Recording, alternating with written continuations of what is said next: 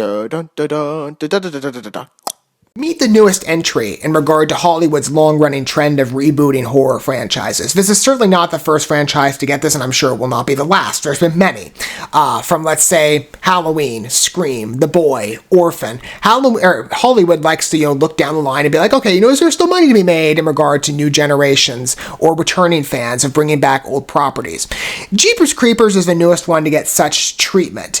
Even though I don't know if a reboot is the best approach. Now, compared to some of those other franchises, some of them, not all of them, Jeepers Creepers is still relatively young in its lifespan. I mean, the first film came out, I would say it's not as young as, let's say, Orphan, but Jeepers Creepers, I think the first film came out in 2001, and it's only had about 3 pictures. We definitely need a new picture. Right? I've said as much. Although I am very much a recent addition to the fan base in that I only started watching Jeepers Creepers a little while ago. I was looking for something to watch, and then I was looking in comparison to what I had to cover. I'm like, I've never seen the first 3 Jeepers Creepers movies. We're already on number 4. Why don't I go watch those pictures? And I did. I watched, I think, over the course of 2 days. I watched all 3. Interesting franchise, and one that I would definitely say, based on the third film, deserves more of an articulation of its story. But good films overall, especially the first 2. I like the confined nature of number 2 in regard to the bus, but the first one I think got the ball rolling quite well. That chase scene still really sticks in my mind. But The Creeper is such a cool and unique horror creature in the realm of slasher movies. And I will say, if you're curious and you're using this video to perhaps gain interest of, should I watch Jeepers Creepers? It's not the most violent slasher movie, which I appreciate. I'm not a big slasher guy, in particular because of the excessive gore that permeates that subsection of horror. I'm not a big, blood and gore person. But the film itself is actually very artistic. Or all 3. The first 2 more so. I mean, the first one, it wasn't as good, but it was comparable enough in regard to its mission. They're not the most violent of films. I mean, there's still some violence to be had, but they're genuinely enjoyable creature horror films. I still feel, though, with number 3, and again, this is the way it was, conveyed, there's a lot we don't know. So there's room for a new picture. I'm just not sure the hard reboot territory is where we would need to go, in particular because I would like some more follow-up. One complaint I've had for all 3 movies is that still, despite all the foundations being laid for the story, there's a lot we don't know, and the through line is relatively inconsistent. The first 2 movies, of course, the lore basis being, this creature comes back every 23 years for 23 days to feed on, people's fear or whatever, and terrorize. That's the understand. Again, the first film, laid the foundation. The second film, I believe, jumped ahead 23 years, and then the third film jumped back to a day after the first movie. So, but even then, you watch that and you're like, okay, there's kind of a general through line, but the films still relatively feel inconsistent. The fourth film, as presumed, was going to tap more into completing the lore. This was left open by Jeepers Creepers 3. In fact, there was that end cameo that referred back to the first movie that you're like, okay, I see how we're building, we're building the lore here. I wanted to explore that a little more. That's what was originally envisioned, at least from my reading about the project, for Jeepers Creepers 4. But this film is being heralded, I don't know if it's from a new studio, but it's envisioned as a new trilogy with a new director overseeing the project. So it feels very much like a hard reboot. With, again, you could say a successor in tone and the creature, that's the through line there. But I don't know if Jeepers Creepers, again, is ready. But I understand the temptation from a studio, although I would prefer we maintain the story as envisioned for Jeepers Creepers 4. I think that's important to finish off, the vision of the lore as established by the original filmmaker. I understand the temptation from a studio in not wanting to do that, in that the studio would want to garner as much interest as possible from an audience perspective, and not have audience members choosing what they pay their money to in regard to moral convictions. Victor Salva was the guy who spearheaded the first 3 projects, and it's very much his baby. The problem with his name, though, is it's associated with some pretty heavy and drastic criminal charges that in every way are inexcusable. As I'm aware, the charges in particular related to child abuse, and some of that was, I believe, in circle of the film sets he worked on. They were alarming convictions. So again, I understand from the studio's perspective of maybe we want to cut ties here and start with somebody fresh, so there isn't that negativity. Because audience members could look at that and say, well, I might want to go see a new Jeepers Creepers movie, but I don't want to, pay money towards somebody with such horrific convictions. I understand that. I've put my foot down in regard to certain platforms and pictures in the past or in the future as well. I've been very public about the fact I took a 2-year hiatus from Netflix over Cuties, right? I jumped back on for Stranger Things 4, largely because I was thinking through it like, okay, is my money...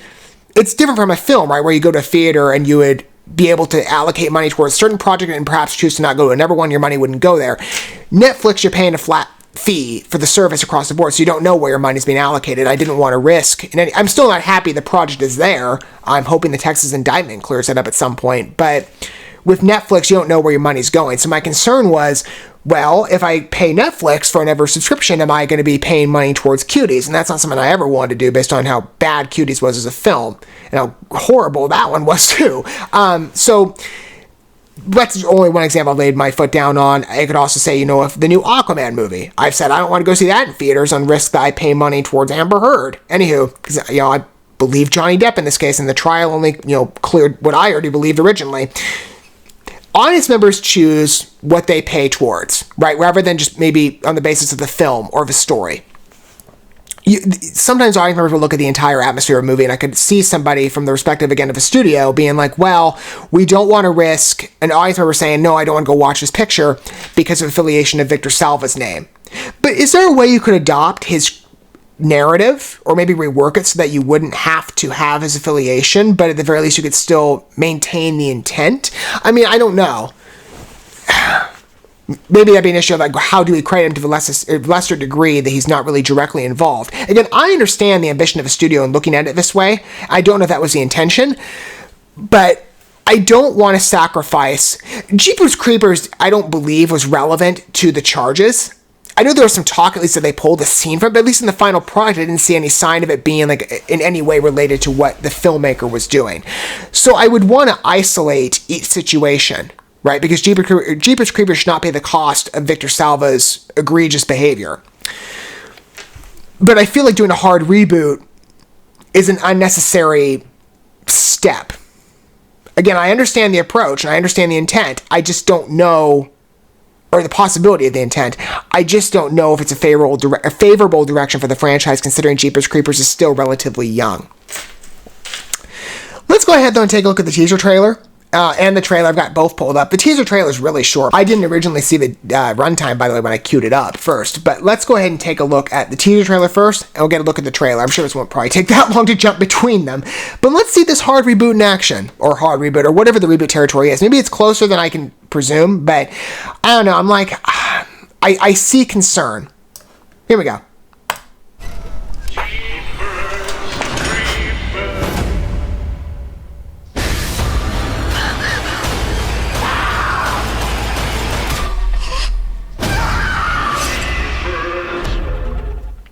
Some clear horror nods. I mean, obviously some references like older horror. I mean, that eye slit, that's been done before. Let's say Black Christmas, The Raven. I mean, that's a familiar horror shot. I like it, though. Like I said, Jeepers Creepers 2, the house, or not the house, in this case, it seems like a house, the bus... I like the confined approach to that, and the film was localized, for the most part, in one setting, right? It was rare that we ventured outside of that. But the film more so took place in all those students trapped on the bus with a creeper outside, so it felt like you couldn't escape it.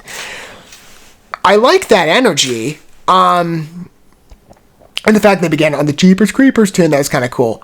And it seems like a horrifying picture. You kind of see a ghost of the creeper. And by the way, a new actor in this case for the creeper. So we'll see how his performance is. I like the original actor, though. I forget his name, but he did a good job. But this creeper, yeah, he's pretty horrifying. I like the tease. Let's get a better look. But if the film's going to stick with a confined feel, at least I like the atmosphere.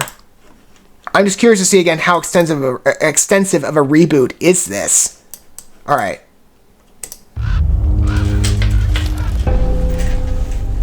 Yep, every 23 years. You ever heard of the creeper? A local legend, right? The creeper comes back every 23 years. Then what? I forget what those were called, but his the bone weapons are really cool. And the trench coat design too is just so funny. It's like, how original. This is the Coachella of cosplay. It is time for The amusement park scene is an interesting addition. Reaper Draw! Our grand prize is an escape room for two. Creeper theme. Come on, you two. Escape rooms are strong in cinema, Are you sure this is? and they sell well in terms of audiences in the real world. That is definitely a point of appeal. Is that what this is?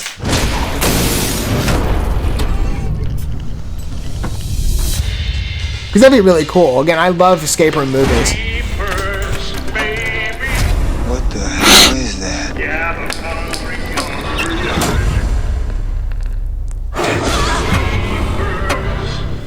It's coming.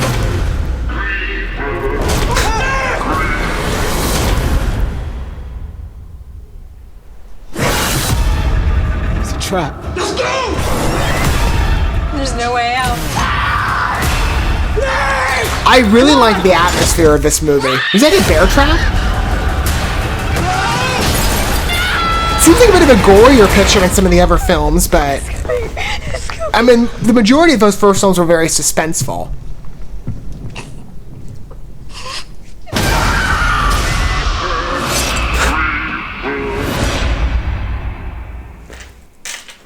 They did something similar for Jeepers Creepers Free, didn't they, with that structure? Special free night fan event, September 19th, 20, and 21. Okay. If you're a Jeepers Creepers fan, sure that was intended to make it a very special setting for you. I mean, there's enough to herald back at least to the original. The through line here again is centric to the Creeper. That's obvious. I mean, the Creeper himself is in here. We'll see how the new actor is. I mean, some of his tools, that bone... What do they call it in, like, martial arts movies? I forget the name of it. Like a not shuriken. Flying star, whatever it is. But that bone weapon he's featured in the previous couple of movies, that thing was pretty cool. And it definitely, again, has the suspense of the original films and the nature of the Creeper monster. I like the escape room element. In fact, even the staging of the amusement park and the carnival scene, that's a great feeling. Like, wow, how to make the guy in the trench coat with the weird, like, bird-like face, how to make that fit, you know? It's like, no one will suspect the obvious. Everybody's just, dressed up in costume. It's so inconspicuous, but I would say it's a great asset for the thriller, or side of it. Even though I will say this project seems to be going a bit of a gorier direction, the first couple of films relied less on gore. There was that element sometimes, but I mean, the first few films are very disturbing, but it's in the suspense, it's in the unexpected behavior of the Creeper, that's what really entices you. It's more of like a thriller territory there versus direct, slasher horror. Right now, the slasher. I mean, again, that is an element here with the Jeepers Creepers movies, but it wasn't used. Let's say it wasn't like Saw level, right? It was more about the suspense and the thrill, and that's kind of again when I see shades here. I like, even though again it has that gorier direction, but the escape room setting in the confined atmosphere of the house or wherever that is, I really like that element.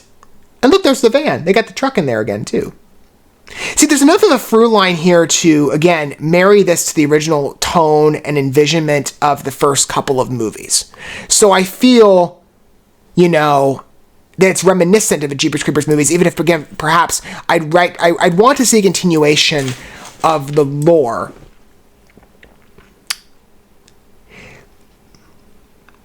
And somehow let's get me pause here. I mean, maybe I don't know if I'm going to watch this. I mean, again, I prefer that continuation. I don't know. I've spoken about this with horror in the past. I see a tarot card there. Being a Christian, I have a couple conditions when it comes to horror. So for me, the excessive gore is a taste thing. I'm usually out for that. I mean, sometimes, again, with certain exception, maybe it's a conditional space for me. The supernatural stuff, though, usually it's anything themed around dark supernatural goings on, demonic stuff, the occult, I'm out. Seeing a tarot card of a pentagram there, probably brief, I'm like, that gives me pause. anyway, I'd prefer, I get that, I hope that's not, that's another thing I liked about the creature, and that he wasn't tied to, like a supernatural operation, that it seemed to be more paranormal in nature. Paranormal I'm looser on, but it's like when you get like the occult stuff or any like symbology, I'm usually out. I'm probably not going to see this one on the basis of that. I'll probably read up on the story. And even then, though, I'd like to see more of a continuation on explaining the lore from the first couple of movies, right? And even considering, in the territory of reboots and sequels, most of these other big franchises in horror are bringing these return stars back. I mean, look at Scream. They brought Neve Campbell back and a bunch of the principal actors. Halloween, same thing. They brought Jamie Lee Curtis back. And Trish was on, the ending of that Jeepers Creepers 3 movie. And that was teased that we were going to get a bit of a follow-up to the first one, and that I'm avenging my brother, the creeper killed. I would have liked to see some delivery on that. I'm worried that with this movie, because of the new direction, because of the reboot mention, new filmmaker, by the way, I think they mentioned his name. Yeah, Timo... I'm going to mispronounce this, probably. Vuorensola? I'm sorry if I am. Because of the new direction, I'm worried that the substance original story is lost. I understand the possibility from a studio perspective of being like, well, we wouldn't want to jeopardize our bottom dollar here or alienate certain fans on a level of the Victor Salva affiliation. I understand that line of thinking, if that's what they were going with. Maybe there's like, we're in the territory for a new reboot, even though it's been 5 years since the last Jeepers Creepers movie. I think a continuation of the original story is deserved. And if you were to find a creative way to do that where it wouldn't jeopardize... I think there might be a way to go about it. I don't know how the studio would do it, at least in how I'm thinking about it right now. But I don't think it's valuable to the Jeepers Creepers property to turn tail and run from the original envisionment. Because... the filmmaker made some bad decisions. Again, that didn't seem, at least in the way I saw it with the movies, to intersect with the films. I believe the films were isolated and should be seen as isolated. And I think to do a hard reboot or a new trilogy where you haven't really wrapped the first or given resolution on a story with some clear gaps, I don't think it's the best decision to make, in my opinion. Maybe you disagree, though. I'd love to hear your thoughts down below, whatever standpoint you come from on that. Based on that trailer, I mean, again, there's a lot to praise with it. I see aspects in regard to the thriller and horror scene of what are strengths and what could be very strong with this new Jeepers Creepers film. I mean, that one element with the tarot card gives me pause, but it's probably a minor scene. I'm just kind of like, better if it weren't there. Anyway, we'll see. We'll see what happens with Jeepers Creepers 4.